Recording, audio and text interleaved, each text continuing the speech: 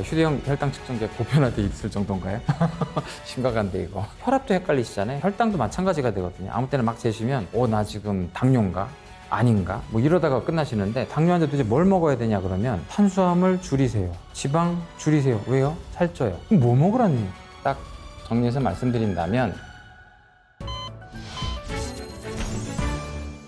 안녕하세요. 건강해진 구독자 여러분. 저는 서울대학교 병원 신경과 이승훈 교수입니다.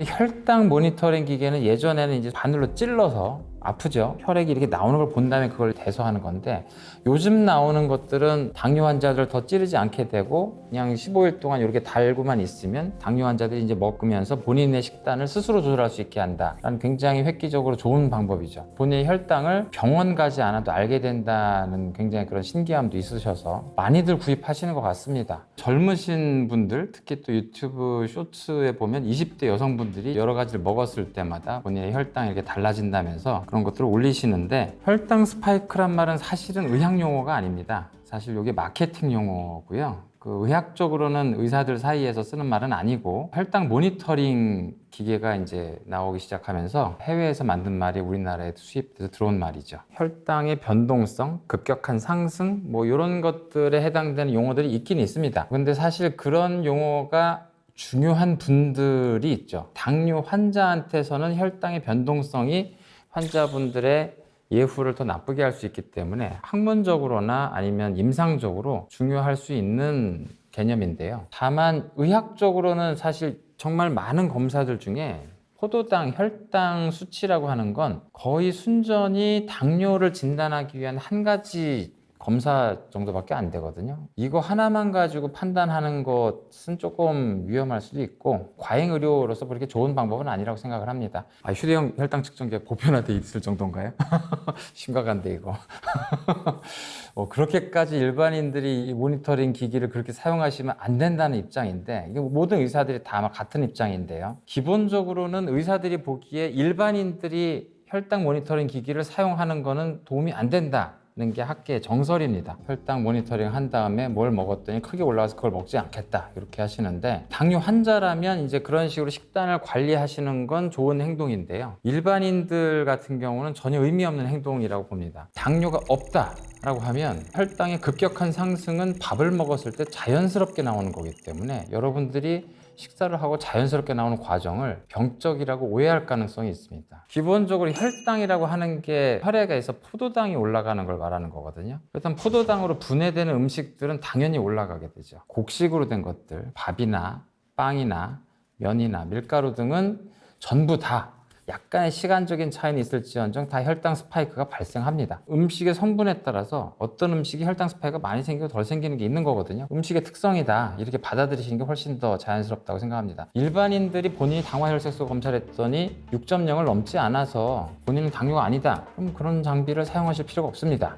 다만 본인이 6.0에서 6.5 사이라서 당뇨 전 단계 내지는 약간 비만한 상태다, 그런데 일정 기간 잠깐만 한번 내가 먹는 음식들을 다 테스트해보고 싶다, 그럼 도움이 될 수는 있겠죠. 본인의 이제 건강생활을 찾아가는 목적으로. 당뇨 환자가 식단 조절이 안 되는 환자분들 진짜 많거든요. 그래서 그분들한테는 교육 목적으로 환자분이 이제 그걸 작성하게 해오면서 먹었던 것까지 체크를 하면 환자분이 스스로 반성하게 되는 계기가 될 수 있죠. 반드시 혈당 모니터링 기기는 당뇨 환자들이 사용하는 게 좋다라고 말씀드리겠습니다. 실제로 이걸 붙인다 하더라도 대개는 아무리 길게 가도 분명히 이제 10만 원 넘는 비용을 들여서 여기다 붙이실 텐데, 아무리 길어도 한 15일 정도면 끝난단 말이에요. 15일 정도 데이터를 얻는 게 본인이 전문 의료인이 아니고 큰 정보를 얻는다고 생각하지 않습니다. 오히려 이제 이런 혈당에 대한 왜곡된 본인만의 잘못된 시각을 가지게 될 가능성이 높다고 생각돼서, 딱 정리해서 말씀드린다면 혈당 변동성은 당뇨 환자들에게는 중요할 수도 있다. 당뇨 전 단계거나 비만이신 분들한테는 이 정보가 있으면 좋을 수도 있겠지만, 혈당 변동성 자체를 보시는 것보단 체중 관리를 하시면서 전체적으로 길게 보고 조절하시는 게 좋을 것 같다는 생각입니다. 당뇨가 굉장히 안 좋은 병이지 혈당 스파이크가 안 좋은 게 아닙니다. 여러분들이 진짜 지금 오해하고 있는 건, 더더군다나 20, 30대 젊은 분들 위주로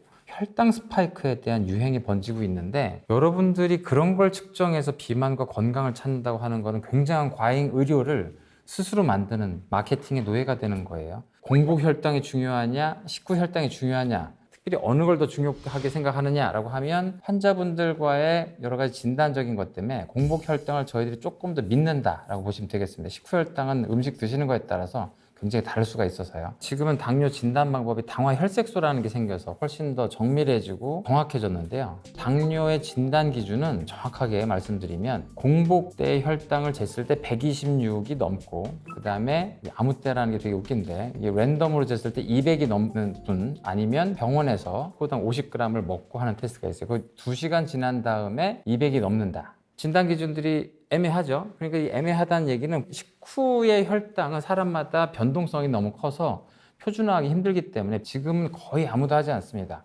당화혈색소가 나온 이후엔 실제 이런 혈당의 변동성은 그날그날의 특성이나 환자분의 몸 상태에 따라 달라질 수가 있기 때문에 진단적인 목적에서는 당화혈색소를 더 유용하게 사용한다라고 보시면 되겠습니다. 혈압도 헷갈리시잖아요. 혈압을 본인이 이렇게 이럴 때 제때 봤더니 고혈압인가 했다가 또 가만히 편안히 제때 봤더니 저혈압인가. 혈당도 마찬가지가 되거든요. 아무 때나 막 재시면 나 지금 당뇨인가?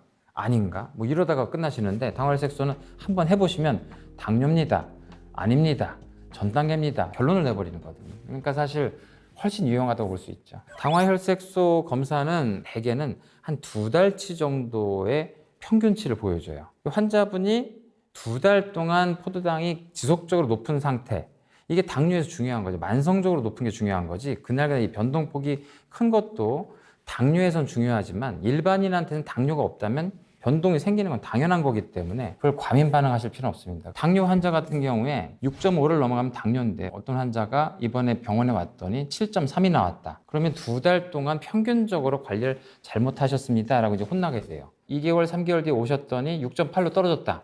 그럼 굉장히 축하하면서 2달 동안 관리를 아주 잘하셨다. 그날 반성할 일이 아니고 2달, 3달을 모아서 한꺼번에 추세적으로 반성을 하셔야 됩니다. 그러니까 당뇨 환자한테 이게 제일 중요하다는 거죠. 당뇨는 전조 증상뿐 아니고 증상이 없습니다. 아닌데 어른들 얘기 들어보니까 당뇨가 생기면 목이 마르고 소변이 많이 나온다고 했는데, 그리고 심지어 당뇨란 병 자체가 소변에 당이 있다는 거니까 분명히 소변 보기도 힘들어질 거고 뭔가 증상이 있을 거야 라고 생각하시는데, 그 정도 되는 거는 정말 당뇨가 엄청 진행할 때까지 아무 치료도 안 하신 분이, 예전에 그런 분들이 많았기 때문에, 그래서 과거에는 당뇨 때문에 다리도 자르고 눈도 멀고 신장 투석하고 그런 분들이 지금도 없는 건 아닌데요. 당뇨 치료 안 하면 그렇게 됩니다. 그런 정도 갈 때까지 정말 지독하게 그냥 두셨을 때 나중에 스스로 느낄 수 있는 증상들입니다. 그러니까 당뇨 증상이 자각 증상이 없다, 검사로만 알 수 있구나 라는 걸 아셔야 되는데요.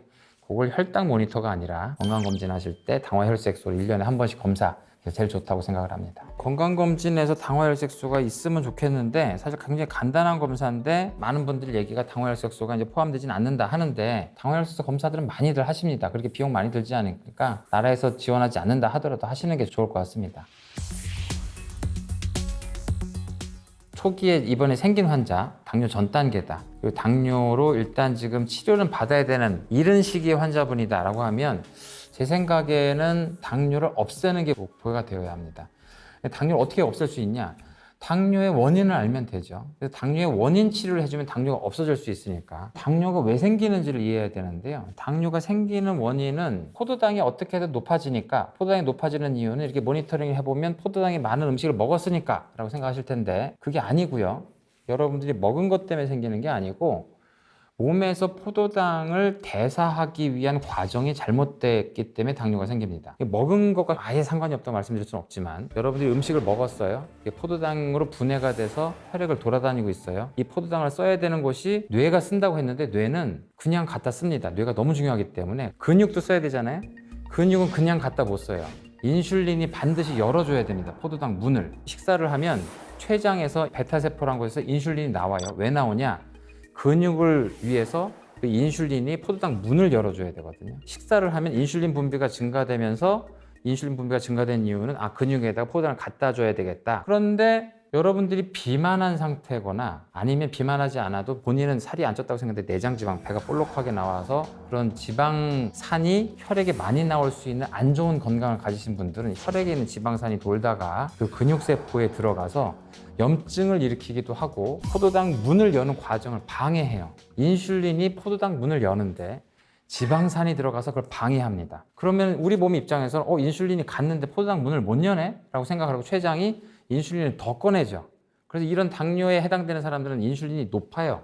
인슐린도 많고 포도당도 높아요. 왜냐하면 인슐린 말을 안 들으니까. 그래서 이걸 인슐린에 대한 근육세포의 저항성이 생겼다. 인슐린 저항성이 당뇨의 원인입니다. 그러니까 포도당을 갖다가 근육이 써야 되는데 인슐린 말을 안 듣게 지방산이 와서 방해를 했기 때문에. 근데 지방산의 원인은 뭐다? 비만이다. 여러분이 혈액에 지방산이 많아지게 되는 과정은 뭐 지방을 많이 먹어서 일시적으로 그럴 수도 있겠지만 대개는 꾸준히 여러분들 지방세포, 특히 내장 지방에서 꾸준히 지방산이 나옵니다. 걔네들이 결국엔 그 근육에서 포도당을 들어가는 걸 방해하는 거예요. 치료하는 데 있어서 인슐린 저항성으로 당뇨가 시작되는 거니까 인슐린 저항성을 없애면 당뇨가 없어질 거 아니에요. 그렇습니다. 그래서 여러분들이 내장 지방을 줄이기 위한 여러 가지 노력, 식단 조절을 하시고 운동을 하시고 그리고 비만하신 분은 살을 빼면 정말 기가 막히게 당화혈색소가 떨어지고 당뇨가 없어집니다. 초기 당뇨 때는 이런 인슐린 저항성을 없애야 된다고 생각하는 게 굉장히 중요해요. 그럼 이 과정에서 우리 몸에 나쁜 역할을 한 거는 결국엔 포도당이니까 포도당이 나쁜 놈 아니에요? 아닙니다. 포도당은 제가 비유하기를 아주 순박한 인질이에요. 뇌를 위해서 굉장히 중요한 일을 하고 모든 에너지원이 되고자 정상적으로 들어가기만 하면 되는데 들여보내질 않으니까 혈액에서 너무 오래 돌아다니다가 문제를 일으킬 수밖에 없게 된 인질들이란 말이에요. 그러니까 사실 얘네들은 이렇게 혈액에 돌아다닐 때가 아니라 정상적으로 근육에 들어가지 못했으니까 당뇨 환자들은 기운이 없겠죠. 기운이 없습니다. 포도당을 못 갖다 쓰니까. 기운도 없고 컨디션도 나쁘고 그렇게 돼요. 이런 애매한 증상을 여러분들이 느끼긴 힘들다는 거죠. 혈액에 있을 게 아니라 세포 들어가 써야 되는데 그거를 막는 게 여러분들이 배에 있는 지방산이 그걸 못하게 한다. 근데 그 과정이 오래되면 그 인슐린에 의한 포도당 분이 망가져 버립니다. 완전히 망가져 버려서 결국에는 이걸 통해서 하기 힘들겠구나 라고 생각하고 다양한 방법으로 혈액에 있는 포도당을 버리게 만드는 게 여러분들의 당뇨병 약이 되겠어요. 지금 현재 인슐린 저항성이 생겨가고 있는 상황에서 내가 이제 당화혈색소가 조금씩 올라가기 시작할 테고 평균적으로, 그리고 혈당은 변동이 크니까 환자분이나 의사들도 이제 판단하기 쉽지 않은 상태. 그때 보시면 이제 여러분들의 당화혈색소 수치가 대개는 5.5 미만이거든요, 일반인들은. 그런데 내가 5.7, 8, 9 이렇게 올라간다. 그럼 당뇨를 향해서 조금씩 가고 있는 거예요. 아마 몸에서 인슐린 저항성이 생겨가고 있는 가능성이 높아요. 그래서 6.0 넘어가고 6.2 뭐 이렇게 돼가고 있다. 본인의 당화혈색소 수치를 소수점 단위로 다 기억하고 아시는 게 좋습니다. 내가 작년에 했을 때는 5.5였는데 이번에 5.7이 나왔다. 왜 그러지? 이렇게 생각하시는 게 좋다는 거죠. 본인의 당화혈색소를 한번 매년 봐가면서 이게 변해간다. 그럼 내가 지금 인슐린 저항성이 생겨가고 있나 보다 라고 판단하시는 게 좋습니다. 왜 안타깝냐 하면 제가 보는 환자분들, 전 세계적으로 데이터는 더 안 좋겠지만 대개 절반 정도가 잘 치료되고요. 절반 정도는 잘 치료되지 않습니다. 왜 치료되지 않느냐라고 하면 기본적으로는 식단 조절과 운동을 잘 하지 않아서 그래요. 포도당이 나쁜 게 아니라고 했는데 당뇨 환자한테는 어쩔 수 없이 포도당을 줄여야 되니까 포도당이 많은 음식을 줄줄이 얘기하게 돼요. 밥, 빵, 면, 밀가루 음식, 감자, 고구마, 옥수수, 심지어 과일, 디저트 뭐 이런 것까지 다 얘기를 하게 된다. 그럼 그거를 안 먹냐? 안 먹는 게 아니라 일단 본인이 어느 정도 먹었으면 그걸 평상시 먹던 게 반만 먹도록 노력을 해보고 나머지는 단백질 위주의 식사를 하려고 노력을 해보시라 이렇게 얘기를 하게 되죠. 굉장히 중요한 거예요. 당뇨 환자 도대체 뭘 먹어야 되냐 그러면 탄수화물 줄이세요. 지방 줄이세요. 왜요? 살쪄요. 탄수화물도 많이 먹으면 포도당이 높아져서 염증도 되지만 많이 드시면 지방 돼요. 그럼 뭐 먹으라는 얘기예요?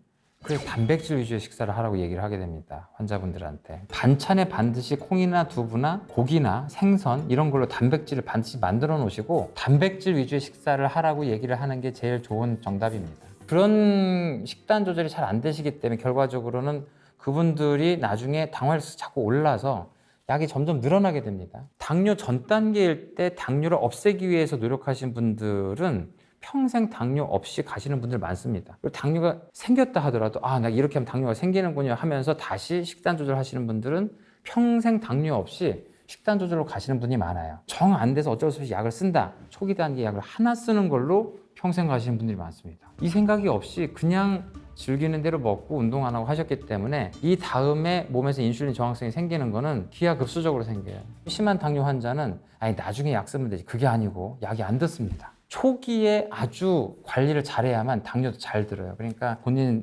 제대로 생각을 하시고 당화혈색소 상태를 올 때마다 줄이기 위해서 정말 최선을 다하셔야 됩니다. 그런데 당뇨가 어느 정도 시기가 돼서 이 인슐린 저항성이 이제 되돌이키기 힘든 수준이 됐다. 그러면 당뇨를 없애기가 힘들어집니다. 없애는 노력을 하겠지만 힘들어져요. 실제 합병증을 일으키는 건 높은 포도당 때문이니까 일단 의사 입장에서는 포도당을 강제로 낮추는 방법을 쓰게 됩니다. 당뇨란 병은 인정을 하고 합병증을 막자라는 목적으로 포도당을 낮추는 치료들을 하게 돼요. 결국에는 인슐린까지 주게 돼요. 인슐린 저항성이 생긴 사람한테 인슐린 준다는 게 무슨 말이냐? 인슐린 저항성이 있지만 그걸 이겨낼 정도로 인슐린 때려붓는 거예요. 인슐린 처방까지 하게 되는 건 정말 당뇨의 마지막 단계까지 오고 있는 거죠. 결국에는 동맥경화증도 되게 심해져서 뇌졸중에 오시게 되는 분들이 많습니다. 뇌졸중의 위험 요인에는 고혈압, 당뇨, 고지혈증, 술, 담배, 제가 일반인들은 5가지 반드시 알아달라 라고 말씀드렸죠. 그러니까 반드시 단계를 생각하셔야 됩니다. 뇌졸중의 마지막 3단계, 그 전 단계는 당뇨가 아니고 동맥경화증이라고 말씀드렸죠. 이 동맥경화증을 가진 사람한테서는 언제든지 뇌졸중이 생길 수가 있는데, 이 동맥경화증이 위험 요인이 어느 정도 있어야 생기냐? 5년에서 한 20년. 고혈압, 당뇨, 고지혈증, 술, 담배를 한 5년에서 한 20년 정도 꾸준히 관리를 안 하시면 결국에는 여러분들이 이제 권총의 총알을 장전하는 단계인 동맥경화증으로 가게 됩니다. 그러니까 내가 동맥경화증이 없는데 현재 당뇨는 있다. 그럼 아직 그 2단계를 안 만드신 거예요. 만세 부르셔야죠. 만들지 않았으니까 정말 다행이다.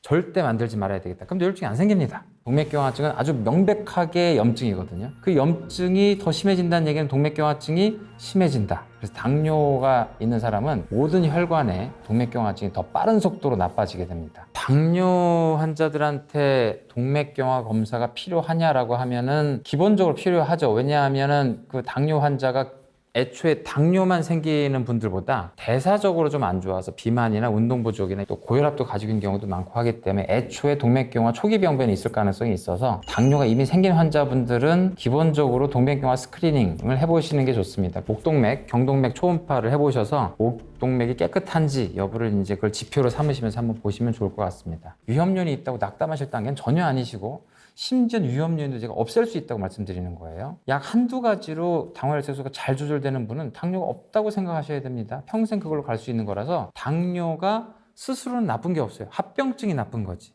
합병증만 안 생기게 만들면 당뇨 없는 환자하고 똑같은 거예요. 의사 입장에서 저희들이 어떻게 보면 소극적으로 당뇨 합병증을 막기 위해서 포도당을 떨어뜨린다고 했지만 그것이 엄청나게 중요한 겁니다. 뇌졸중이나 합병증을 만들게 되니까. 여러분들이 위험 요인 단계일 때 반드시 잘 조절하셔서 동맥경화증을 만들지 않도록 노력을 하시기 바랍니다.